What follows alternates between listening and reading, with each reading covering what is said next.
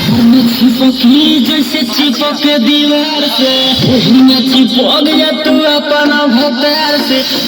दिन कमाई हर से आइलू हकार से रात भर मजा जलेबे दो तू प्यार से आज भर ढीलदा ढोढ़ी जाने छिलदा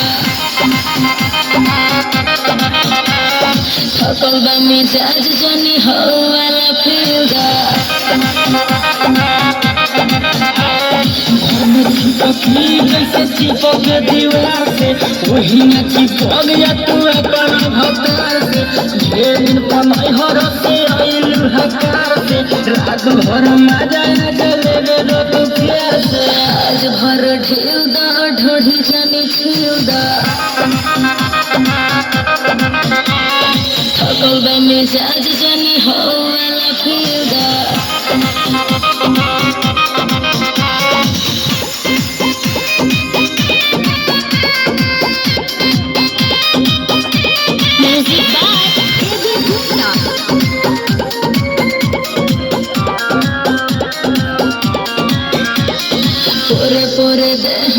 टूटतावे हो मान जबल दम घुटतावे हो अब तनी पास बारा दास नइखे हो रोटी बा खेत जौन दिही आधी जो आज भर ढेलदा ढोढ़ी जाने छिलदा थकल बा मिजाज जानी हो वाला फिलदा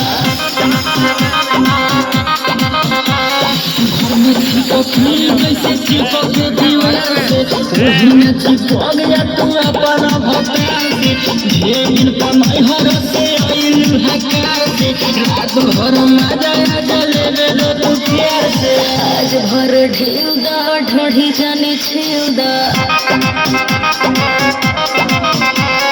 थकल बा मिजाज जानी हो वाला फिलदा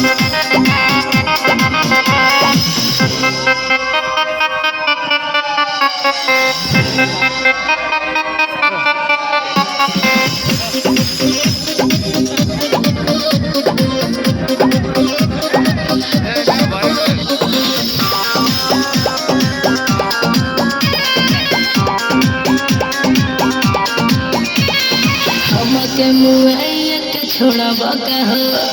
बुलेट राजा देह कोड़ब कहो मुंडा कोई के फरेस मानी नहीं आज सुनो निरमल योगेश आज भर ढीलदा ढोढ़ी जाने छिलदा